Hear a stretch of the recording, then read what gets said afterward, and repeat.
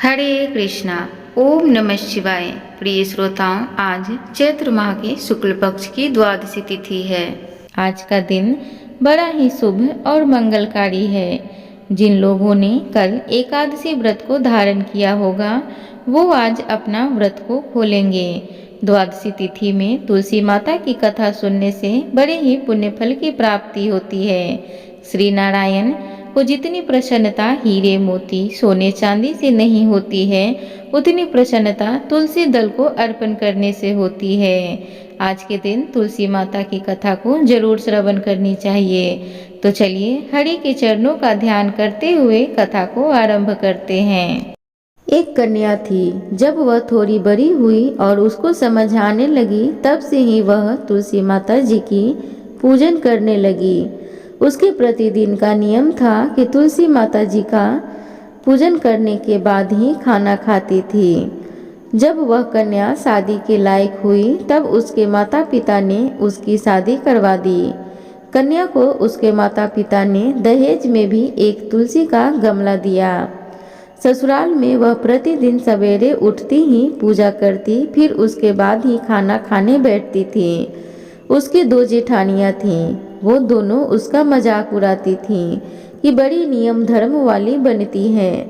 उन दोनों को उससे बहुत ईर्ष्या होती थी, इसलिए वो दोनों तुलसी जी का गमला ही छुपा देती।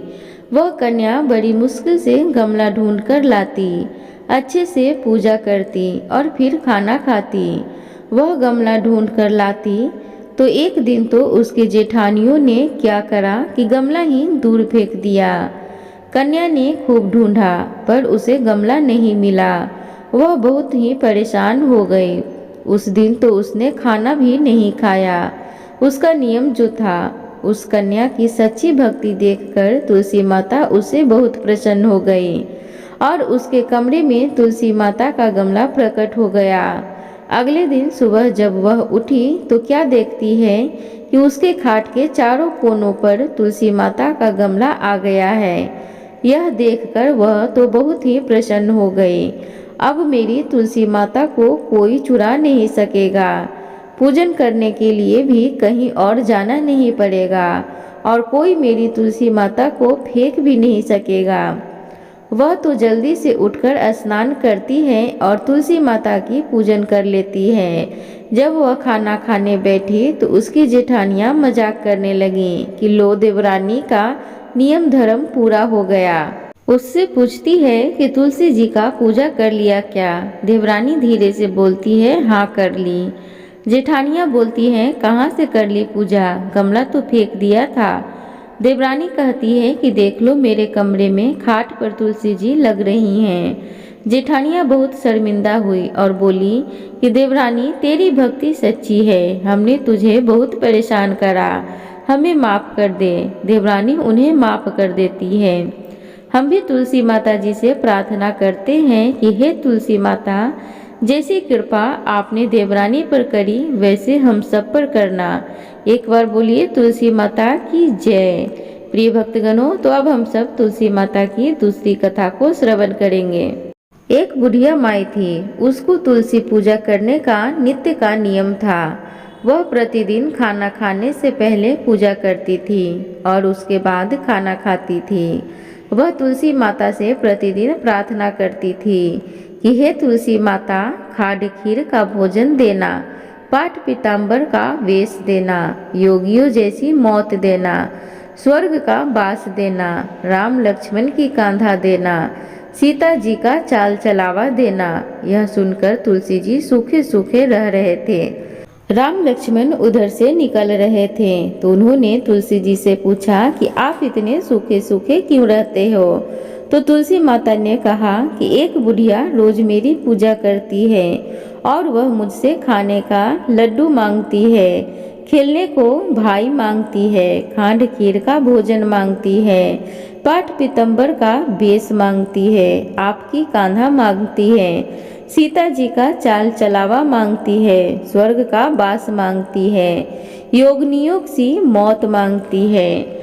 बाकी सब तो मैं दे दूं, पर आपकी कांधा कहाँ से दूं और सीता जी का चाल चलावा कहाँ से दूं? राम जी और लक्ष्मण जी तुलसी जी से बोले कि आप हरे भरे हो जाओ, सब हो जाएगा। कुछ दिनों बाद बुढ़िया माई मर गई। लोग इकट्ठा होने लगे क्योंकि उसे ले जाने के लिए तैयार करके उठाने लगे तो वह इतनी भारी हो गई कि उसको लोग उठा नहीं पाए, उसको हिला भी नहीं पा रहे थे। लोग कहने लगे कि बुढ़िया इतनी भारी कैसे हो गई, वह तो देव दर्शन सब करती थी, क्या वह कोई जादू टोना करती थी जो ऐसी भारी हो गई। इतने में राम लक्ष्मण और सीता जी आए। सीता जी ने चाल चलावा किया और राम लक्ष्मण ने कांधा दिया और बुढ़िया तो सदैव के लिए बैकुंठ धाम को चली गई। हम भी तुलसी माता जी से प्रार्थना करते हैं कि हे तुलसी महारानी, जैसी सदगति उसको दी वैसी सदगति सबको देना। एक बार बोलिए तुलसी महारानी की जय, श्री शालिग्राम भगवान की जय। प्रिय भक्तजनों, तो अब हम सब तुलसी माता की तीसरी कथा को बड़े ही श्रद्धा भाव के साथ श्रवण करेंगे। तो चलिए सुनते हैं। एक ब्राह्मण था, वह प्रतिदिन मंदिर जाता था।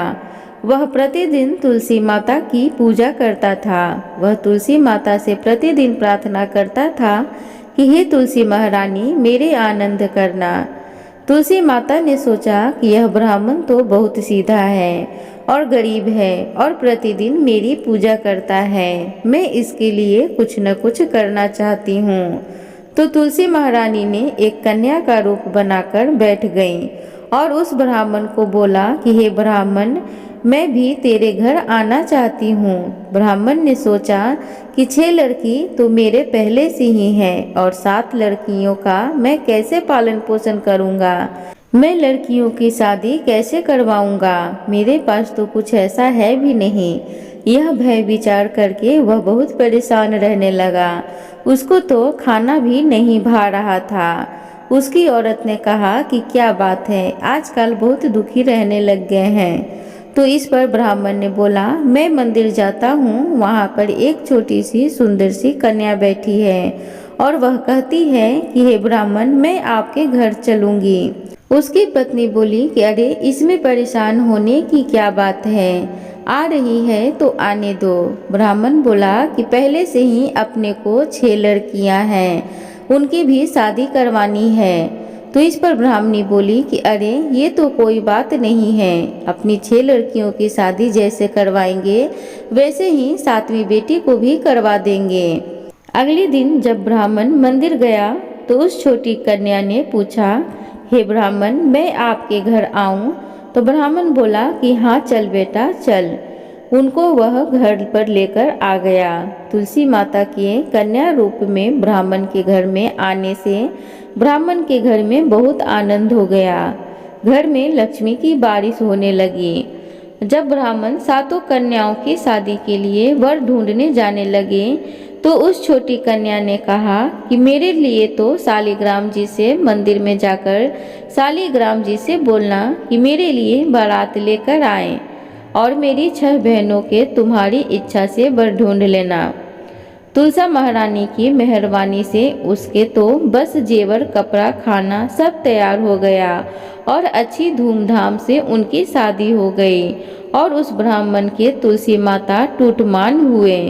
हम भी तुलसी माता से यही प्रार्थना करते हैं कि हे तुलसी माता, जैसे आप ब्राह्मण पे टूटमान हुए वैसे हम सब पर भी होना और जैसा आनंद ब्राह्मण के घर में करा वैसे हम सबको करना। एक बार बोलिए तुलसी माता की जय। प्रिय भक्तगणों, तो अब हम सब तुलसी माता की एक छोटी सी कथा को और श्रवण करेंगे। तो चलिए कथा को सुनते हैं।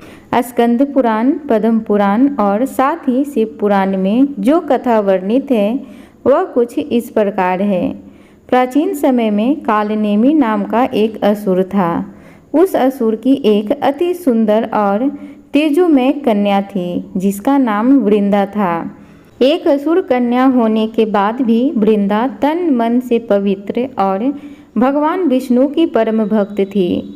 वृंदा की युवा होने पर पिता कालनेमी ने गुरु शुक्राचार्य से परामर्श किया और उनके कहे अनुसार वृंदा का विवाह शिवजी के क्रोध और तम से उत्पन्न हुए जलंधर नामक एक असुर से करवा दिया। जलंधर बहुत शक्तिशाली असुर था, क्योंकि वह भगवान शिव का ही अंश था और अपनी पत्नी वृंदा के पतिव्रता धर्म के कारण अजय था। जब समुद्र मंथन हुआ तो जलंधर उसके परिणाम से संतुष्ट नहीं था। क्रुद्ध होकर उसने देवों पर आक्रमण कर दिया और देवराज इंद्र से स्वर्ग को छीनकर उस पर अपना अधिकार जमा लिया। कुछ समय बाद एक बार नारद मुनि जलंधर से मिलने स्वर्ग गए और उसके समक्ष देवी पार्वती के रूप और गुणों की व्याख्या करने लगे। देवी पार्वती के बारे में सुनकर जलंधर ने उन्हें अपनी संगिनी बनाने का विचार किया और इस विचार से भगवान शिव को आक्रमण के लिए चुनौती दे दी।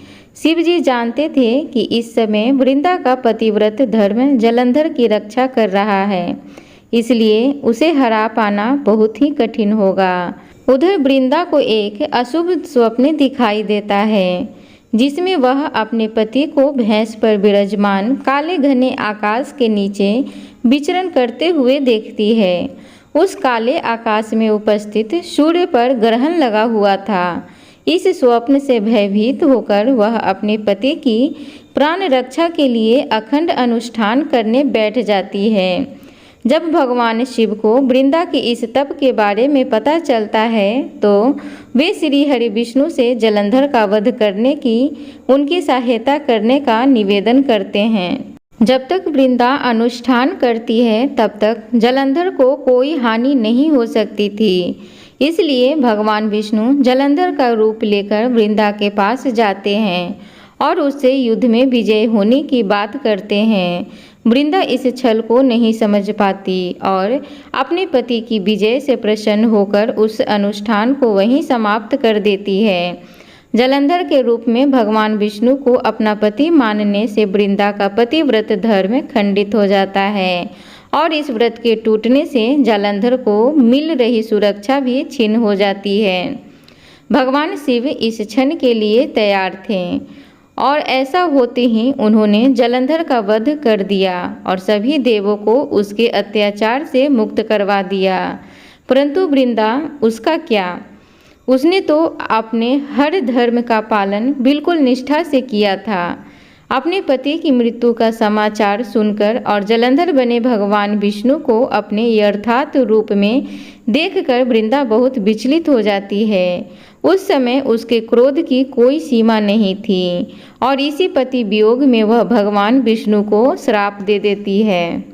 जिस तरह मैं अपने पति की विरह में वेदना सह रही हूँ, उसी प्रकार आप भी अपनी पत्नी माँ लक्ष्मी से अलग हो जाएंगे और आपको भी इस वेदना को सहन करना होगा।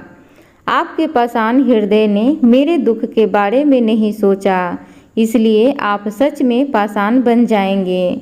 भगवान विष्णु ने क्रोध अग्नि में जल रही एक स्त्री की वेदना को समझते हैं और वृंदा को वरदान देते हैं कि मेरा जो रूप तुम्हारे श्राप से पाषाण हो जाएगा, उसी पाषाण से अगले जन्म में तुम्हारा विवाह होगा। तुमने अपने धर्म का भली भांति निर्वाह किया है, इसलिए हर धर्मनिष्ठ मनुष्य के घर में तुम्हारा वास होगा और वहाँ तुम्हारी पूजा की जाएगी। तुम्हारी पतिव्रता हर जन्म में अखंड होगी और मेरे हृदय में हमेशा तुम्हारा विशेष स्थान रहेगा। तुम्हारी उपस्थिति के बिना मेरे लिए किया गया कोई भी पूजा और अनुष्ठान पूर्ण नहीं माना जाएगा। भगवान विष्णु से ऐसे वचन सुनकर वृंदा के क्रोध की ज्वाला शांत तो हुई, लेकिन उसने अपने पति के विछोह के दुख में स्वयं को भस्म कर लिया। वृंदा के शरीर की उस भस्म से एक पौधे का जन्म हुआ, जिसे तुलसी के नाम से जाना गया। तब से तुलसी अर्थात वृंदा हर जन्म में भगवान विष्णु की प्रिय है। जिस तिथि पर तुलसी का जन्म हुआ था वह प्रबोधिनी एकादशी थी, इसलिए हर वर्ष इस तिथि पर तुलसी और शालिग्राम जी का विवाह करवाया जाता है। प्रिय श्रोतागणों, एक बार बोलिए तुलसी माता की जय। उम्मीद करूंगी आज की कथा आप सबको अच्छी लगी हो, तो प्लीज़ चैनल को जरूर सब्सक्राइब करें। कमेंट बॉक्स में तुलसी माता की जय जरूर लिखें। धन्यवाद।